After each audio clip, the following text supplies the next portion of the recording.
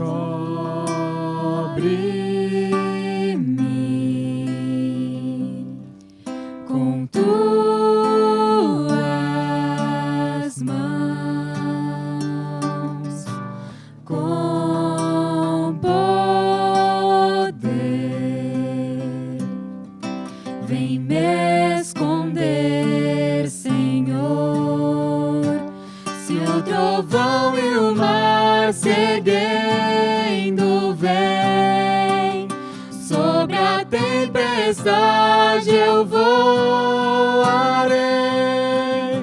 sobre as águas tu também és rei. Descansarei, pois sei que és Deus.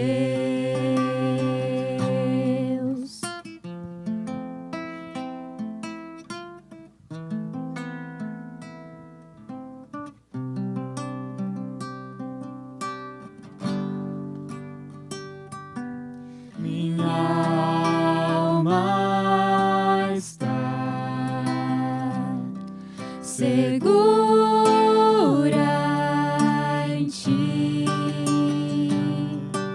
Sabes bem que em Cristo firme estás. Se o trovão e o mar se erguendo vem, sobre a tempestade eu voarei, sobre as águas tu também és rei. Descansarei, pois sei que és Deus. Se o trovão e o mar se erguendo vem, sobre a tempestade eu voarei, sobre as águas tu também és rei. Descansarei, pois sei que és Deus.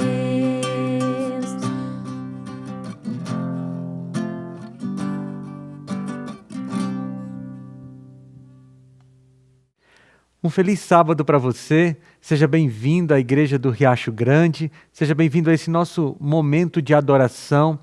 Ao longo de toda essa semana, começando hoje, até o próximo sábado, nós estaremos dividindo a Palavra de Deus, nos alimentando juntos dessa Palavra que nos traz vida e nos traz vida eterna.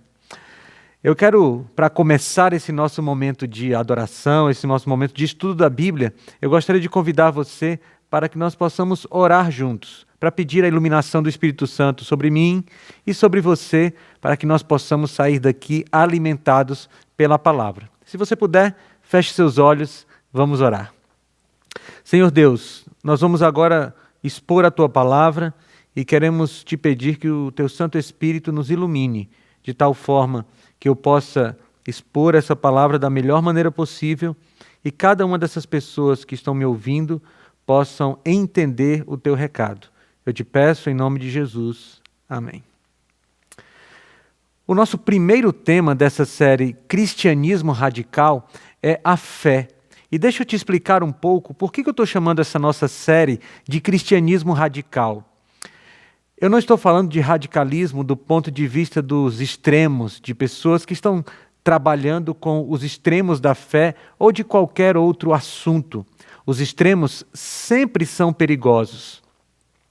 Eu estou falando de radical no sentido de raiz, no sentido de alguma coisa que é fundamental para determinado conceito. No nosso caso, nós trataremos a respeito dos fundamentos do cristianismo, coisas que estão nas raízes da fé cristã, que precisam ser entendidas e, a partir daí, precisam ser vividas.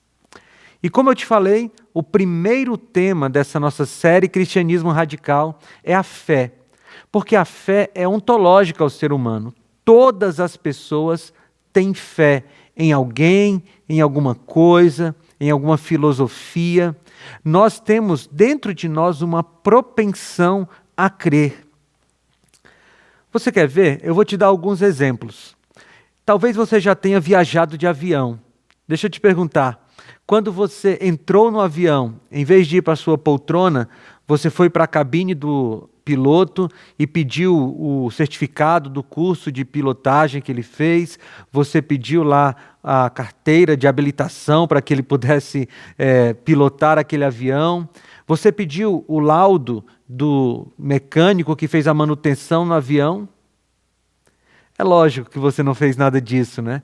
Eu não conheço ninguém que fez algo desse tipo.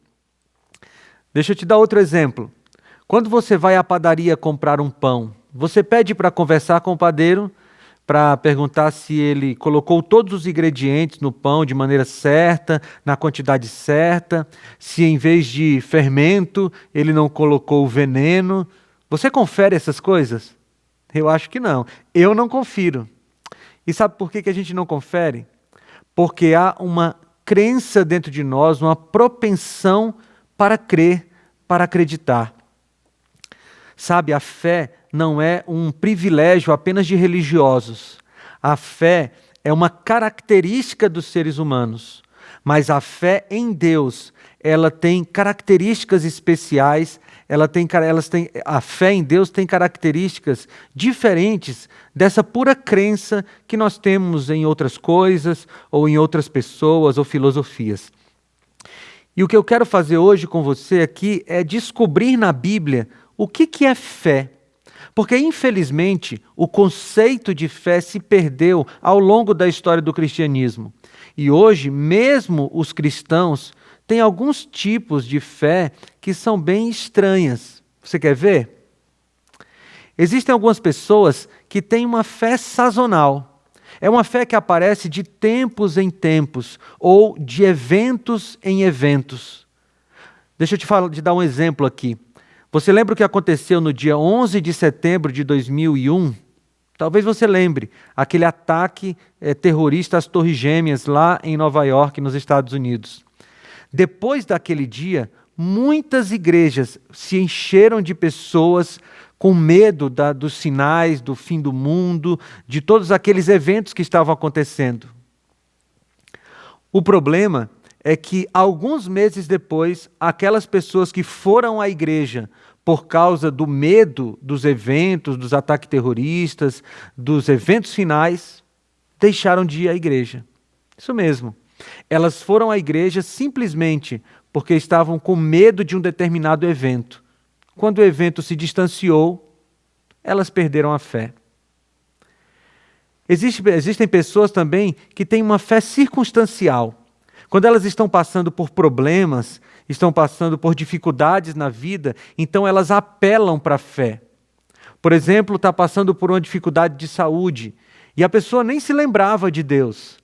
Mas como ficou doente, então ela apela para Deus, ela pede oração para uma pessoa que é da igreja, ela às vezes procura a igreja.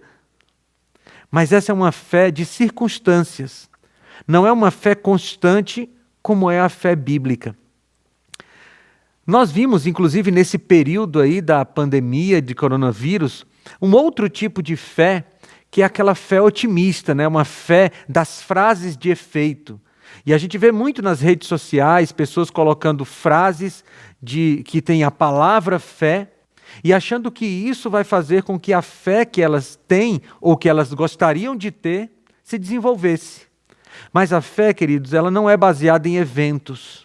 A fé não é baseada nas circunstâncias da nossa vida. A verdadeira fé é baseada na palavra de Deus e nas promessas que Ele nos faz. Por isso, a gente precisa responder nesse nosso primeiro encontro dessa série, o que é fé. E a gente tem uma definição clássica na Bíblia, né? Se você tem uma Bíblia aí, por favor, abra em Hebreus, no capítulo 11. Esse é o capítulo clássico dos heróis da fé, mas em Hebreus 11, no versículo 1, nós temos uma definição muito clara e muito conhecida do que é fé. Leia comigo. Ora, a fé é a certeza daquilo que esperamos e a prova das coisas que não vemos. Que definição bonita, não é? É uma definição curtinha. O autor de Hebreus tinha esse dom da síntese e ele diz, ora, a fé é a certeza das coisas que esperamos e a convicção das coisas que não vemos. Agora a gente precisa olhar para esse versículo com muito cuidado, porque ele tem pelo menos aqui 3 elementos que nós precisamos entender com profundidade. Primeiro é a questão da fé. Quando o autor usa essa palavra fé, ele está usando a palavra grega, ou essa é a tradução da palavra grega pistis. E a palavra grega pistis, que é traduzida como fé aqui no texto bíblico, ela é uma atitude mental e um padrão de conduta. Olha que coisa interessante. A fé, segundo Hebreus, não é apenas uma crença, não é apenas um assentimento intelectual. A fé é atitude mental e padrão de conduta. Ou seja, a fé na Bíblia sempre é o que você sabe e o que você faz a partir do que você sabe. Em outras palavras, fé e obras sempre estão juntas na Bíblia. E quando você ouve ou lê o autor de Hebreus dizendo que a fé é a certeza, ele está dizendo que você crê em Deus, mas que essa crença te leva à ação. Uma fé que é só assentimento intelectual não é a fé bíblica, não é pistis, como diz aqui no texto de Hebreus 11:1. Porque a fé que nasce do texto bíblico, essa fé que é colocada em nós por Deus, ela faz a gente acreditar nas coisas, mas ela também faz a gente agir em relação ou em função das nossas crenças. Mas tem outra palavra aqui muito interessante, porque o autor diz que a fé é a certeza. E certeza aqui, a palavra grega é hypostasis, que é como se fosse um título de propriedade. Veja, quando você tem o título de uma propriedade na sua mão, aquilo não é a propriedade, mas aquele título diz que você tem aquela propriedade que ele representa. Ou seja, a fé nos faz possuir aquilo que nós ainda não temos. Bonito isso, não é? Por isso que essa fé que nasce na nossa mente, mas que é mostrada nas nossas obras, ela faz com que a gente já tenha um sentimento de possuir as promessas que Deus fez. E aqui tem outro ponto muito interessante, porque o texto diz que a fé é a certeza daquilo que nós esperamos. Ou seja, a verdadeira fé, ela é baseada nas promessas de Deus. Mas veja, estar baseado nas promessas de Deus é cobrar dele apenas o que ele nos prometeu e nada mais. E aqui tem um ponto muito importante dessa nossa conversa sobre fé. Porque a verdadeira fé não pede de Deus aquilo que ele não prometeu dar. Nós estamos passando por um período de pandemia. E eu ouvi com tristeza algumas vezes, algumas pessoas religiosas dizer assim, olha, nós vamos orar para que o coronavírus não nos atinja. E por que eu ouvi isso com muita tristeza? Porque, queridos, essa promessa não está na Bíblia.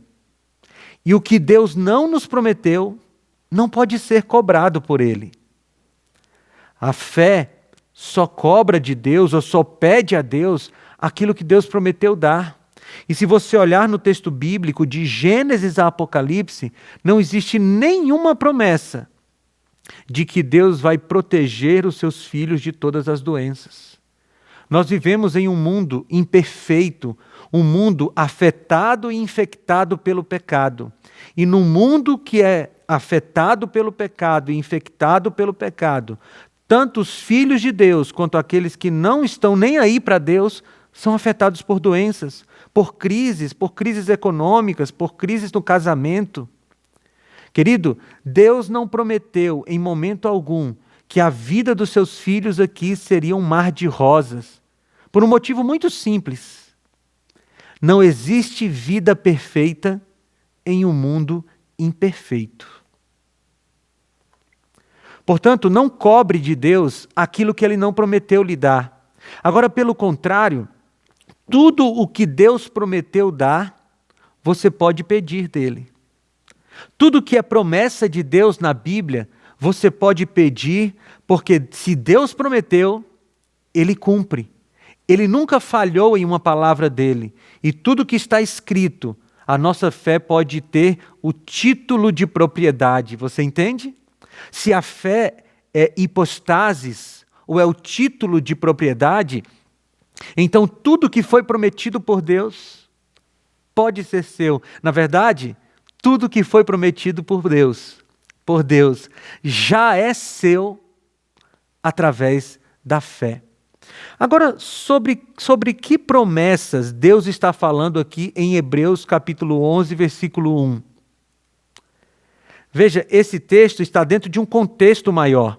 E todas as vezes que a gente quer entender um texto bíblico, nós precisamos apelar para o seu contexto e, mais do que isso, respeitar o seu contexto.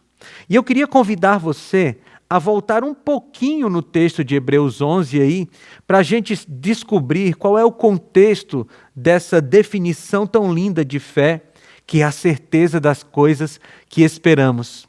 Se você está com a sua Bíblia aberta, por favor, volte para o capítulo 10, e eu quero ler com você um texto um pouco maior, a partir do versículo 32. Acompanha comigo. Por isso, 32 diz assim: lembrem-se dos primeiros dias, depois que vocês foram iluminados, quando suportaram minha luta e muito sofrimento, ou muita luta e muito sofrimento. Algumas vezes vocês foram expostos a insultos e tribulações, e outras ocasiões fizeram-se solidários com os que assim foram tratados. Vocês se compadeceram dos que estavam na prisão e aceitaram alegremente o confisco dos próprios bens, pois sabiam que possuíam bens superiores e permanentes. Versículo 35. Por isso, não abram mão da confiança que vocês têm. Ela será ricamente recompensada.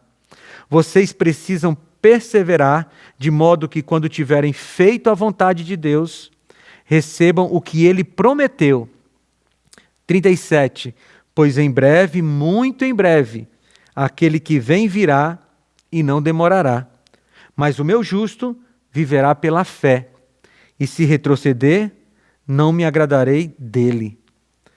Nós, porém, não somos dos que retrocedem e são destruídos, mas dos que creem e são salvos. Se você parou para prestar atenção nessa leitura que nós fizemos, existem 3 tempos históricos aqui nessa leitura. Volta para a tua Bíblia aí, no versículo 32, no início diz assim: lembrem-se dos primeiros dias. No versículo 35 diz: por isso, não abram mão da confiança que vocês têm. E no versículo 37 diz: pois em breve, muito em breve, aquele que há de vir, virá e não tardará. Você percebeu? Há o passado, o presente e o futuro. E essa é a caminhada da fé, ou essa é a estrutura da fé bíblica. É uma fé que olha para o passado e vê o que Deus já fez, confia nele no presente e por isso tem a certeza de que as promessas do futuro vão se cumprir. Agora, esse texto é muito bonito porque nós começamos a entender sobre o que Hebreus 11, versículo 1, estava falando a respeito de promessa e de certeza. A certeza e as coisas que esperavam aqui em Hebreus 11, 1, estão relacionadas com a volta de Jesus. Hebreus 11, 1 não está prometendo para você riquezas. Hebreus 11, 1 não está prometendo para você uma vida sem problemas. Hebreus 11, 1 está prometendo para você que a volta de Jesus, a promessa da redenção futura, vai se cumprir. E por isso você pode ter perseverança e certeza e confiança em Deus agora. Aliás, no versículo 38, há um contraste muito bonito aqui. Porque o autor diz assim: nós vivemos pela fé, ou o justo vive pela fé. E essa fé é contraposta aqui com a ação de retroceder. Ou seja, ele diz que quem tem fé não retrocede. Interessante isso, não é? A fé em Hebreus, todo o livro de Hebreus e na Bíblia inteira, sempre está ligada às obras. Aliás, é só você lembrar também do livro de Tiago, porque lá em Tiago ele diz: a fé sem as obras é morta. E nós percebemos a fé através das obras. Mas infelizmente, nós vivemos em um período da era cristã em que muitas religiões, muitos evangélicos, muitos cristãos tentaram dividir fé e obras, lei e graça, espiritualidade e mundo físico, mundo espiritual e mundo material. Nós vivemos em um período em que essa realidade teológica, que não é bíblica, é muito comum. E eu quero gastar aqui alguns minutos tentando explicar para você de onde vem esse conceito de separação entre fé e obras, lei e graça, espiritual e material, que nós vemos por aí. Você sabe, o mundo cristão hoje é, em sua grande maioria, herdeiro da Reforma Protestante. E como herdeiros da Reforma Protestante, nós temos muito da teologia de Martinho Lutero, que foi um dos grandes reformadores. Martinho Lutero, por sua vez, tinha toda uma herança teológica e filosófica de Santo Agostinho. Lutero era um monge agostiniano e ele herdou de Santo Agostinho essas ideias filosóficas e essas ideias teológicas. Só que Santo Agostinho, por sua vez, também herdou de alguém que ele era discípulo, de um homem chamado Plotino, todas as ideias de Platão. E agora a gente vai chegar no ponto que a gente precisa entender. Porque Plotino, como eu falei, era um discípulo do filósofo antigo que viveu antes de Cristo, chamado Platão. E o que Platão acreditava? Você sabe, Platão acreditava que existia uma diferença entre o mundo espiritual, ou o mundo das ideias, e o mundo físico. E para Platão, o mundo das ideias era o mundo ideal. Lá estava a verdade, lá estavam os objetos verdadeiros. E tudo que existia aqui no mundo físico era apenas uma sombra, era apenas um modelo, mas um modelo imperfeito. E para Platão, o que estava no mundo das ideias era bom, e o que estava no mundo físico era ruim. Para esse filósofo antigo, as pessoas deveriam almejar mais as coisas que estavam no mundo das ideias e desprezar as coisas que estavam no mundo físico. Ou seja, para Platão, existia uma clara divisão entre o que era espiritual e o que era material. Essas ideias teológico-filosóficas passaram para os discípulos de Platão, chegaram em Santo Agostinho, foram passadas para Martinho Lutero e chegaram até o mundo protestante de hoje. Sim, queridos, muita da teologia protestante que tem por aí é uma reconfiguração dos pensamentos platônicos. E é por isso que a gente vê tanta divisão entre fé e obras no mundo que a gente vive. Não é bíblico, é platônico. Porque, como eu te disse, para a Bíblia não existe divisão entre fé e obras. Todas as pessoas que têm a verdadeira fé em Deus praticam as obras que Ele espera que sejam praticadas. Não tem como você dividir lei e graça. São duas faces da mesma moeda. Fé e obra são duas faces da mesma moeda. Na vida cristã não existe o espiritual e o secular. Na vida cristã, tudo é espiritual. Porque o meu trabalho precisa ser um retrato ou uma consequência da minha fé. Quando eu estou no esporte, quando eu estou nos meus relacionamentos, eu preciso fazer com que a minha fé apareça naqueles momentos.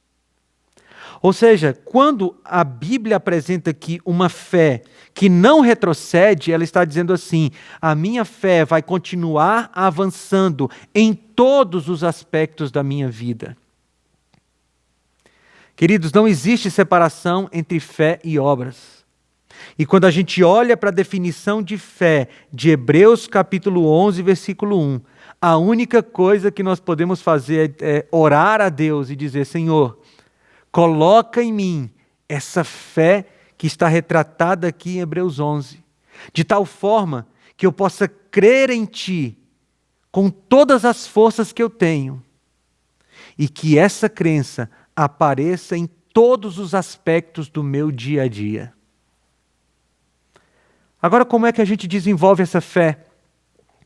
O apóstolo Paulo nos ajuda. Se você tem uma Bíblia aí com você, abra em Romanos, no capítulo 10, no versículo 17. Porque aqui o apóstolo Paulo nos fala como a gente pode desenvolver essa fé. E ele diz o seguinte: consequentemente, a fé vem por se ouvir a mensagem, ou a palavra, e a palavra é ouvida mediante a palavra de Cristo, ou a mensagem é ouvida mediante a palavra de Cristo. Nessa versão que eu estou lendo diz: consequentemente, a fé vem por se ouvir a mensagem, e a mensagem pela palavra de Deus. Ou seja, para você conhecer a Bíblia e para você desenvolver fé, você precisa estar em harmonia, você precisa conhecer esse livro. Queridos, não existe fé sem conhecimento. Você nunca vai confiar em Deus se você não tiver intimidade com Ele. Deixa eu te dar um exemplo. Imagina que você está aí na rua da casa que você mora, aí, do seu bairro, na sua cidade. Você está andando na rua e de repente você vem ao seu encontro uma pessoa com um pacote na mão. E essa pessoa está nervosa, ela está olhando de um lado para o outro, ela está aflita, você percebe que ela tem alguma coisa estranha, e ela se aproxima de você, você nunca viu aquela pessoa, e ela diz: guarda esse pacote para mim, segura. Você vai segurar? Eu acho que não, né? Agora, uma situação semelhante, naquela rua, naquela calçada, está vindo ao seu encontro a sua mãe, ou seu pai, ou seu marido, sua esposa. Está nervoso, está apressado, chega perto de você e diz: segura esse pacote. Você vai segurar? É lógico, porque você conhece aquela pessoa. Não existe fé sem conhecimento. E você nunca vai confiar em Deus se você não tiver intimidade com Ele. Quanto mais você entra em contato com Deus através da Bíblia, mais você vai conhecer a Deus e mais você vai confiar nele. Eu quero te contar uma história que aconteceu há alguns anos e que ilustra bem como é que a gente pode confiar em Deus. Essa história aconteceu com o meu filho, o Daniel. Na época ele tinha 3 anos, mais ou menos. Nós morávamos na cidade de Joinville e toda quarta-feira ele fazia ginástica infantil numa academia perto da nossa casa. Em uma desses dias que nós estávamos saindo para a ginástica infantil, a minha esposa disse: olha, enquanto o Daniel está ali na ginástica, vai até o supermercado e compra essas coisas para mim, por favor. O supermercado ficava bem do lado da academia, mas o Daniel escutou aquilo e na sua inocência ele disse: não, papai, não, fica comigo lá e depois nós vamos juntos. O pedido dele foi tão carinhoso, tão infantil, tão inocente que nós combinamos: sim, eu vou ficar lá te esperando e depois a gente vai juntos. Quando eu cheguei na porta da academia que ia entregá-lo para a professora, ele disse de novo: papai, você vai ficar esperando aqui, não é? Então eu mostrei para ele uma cadeira que estava assim perto da porta e disse: olha, eu vou sentar aqui e ficar lhe esperando. Ele foi para a aula, eu sentei ali, comecei a ler um livro, e por algum motivo eu saí. Quando eu voltei, alguns minutos depois, a cadeira já estava ocupada. Então eu me sentei numa outra cadeira que ficava atrás de uma parede assim, de onde ele não conseguiria me ver da porta da academia. Eu já imaginei que quando ele saísse, ele ia perguntar por mim. E aconteceu exatamente aquilo. Quando ele saiu com a professora, ele disse: cadê meu pai? E ele fez logo uma carinha de choro, e a professora tentou consolá-lo, e eles deram 1, 2 passos. Quando eles deram o 3º passo, eles passaram daquela parede e ele conseguiu me ver. Então ele pulou no meu pescoço e disse: papai, eu pensei que o senhor não estava aqui. E eu disse para ele: Daniel, eu não prometi que estaria. O papai sempre estará aqui. Ajudei a consolá-lo e a gente foi para casa. Sabe, às vezes a gente não está conseguindo ver o nosso Pai do céu. Às vezes os problemas se agigantam diante de nós, são como paredes que impedem com que a gente veja o nosso Deus, mas Ele prometeu que estaria com você, Ele prometeu que estaria te protegendo, Ele prometeu que estaria contigo todos os dias. E se Ele prometeu, Ele cumpre. Mesmo que você não esteja vendo, Deus está com você, porque Ele sempre cumpre as promessas que Ele fez. Sabe, nesse momento, pela fé, você pode ouvir o seu papai do céu dizendo para você: filho, filha, eu sempre estarei aqui. Eu nunca vou abandonar você. E mesmo que as lágrimas deixem o seu olhar turvo, confie que eu estou aqui, te protegendo e cuidando de você. Que tal pedir a Deus nesse momento para desenvolver em você a verdadeira fé? Essa fé que existe aqui, mas que também existe na prática. E essa fé que olha para o passado, vê o que Deus já fez, confia nele no presente e sabe que a grande promessa futura da volta de Jesus vai se cumprir. Eu quero orar por você, orar por mim, para que Deus coloque em nós essa fé. Querido Deus, nós queremos ter essa fé de Hebreus capítulo 11, uma fé que é demonstrada na prática, e uma fé, Senhor, que confia que mesmo não te vendo, o Senhor está ao nosso lado, nos ajudando nessa caminhada, para que a gente não desista da fé e um dia alcance a suprema promessa da volta de Jesus. Pai, nosso coração está aberto. Coloca em nós essa fé. Nós te pedimos em nome de Jesus. Amém. Que Deus abençoe você e que essa fé seja uma realidade no seu e no meu coração.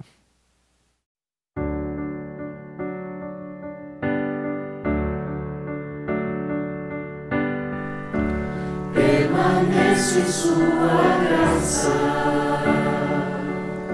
na paz e alegria do Senhor, com irmãos compartilhando minha fé. Permaneço em sua casa, aqui me sinto amado e feliz. Em família nós estamos pra louvar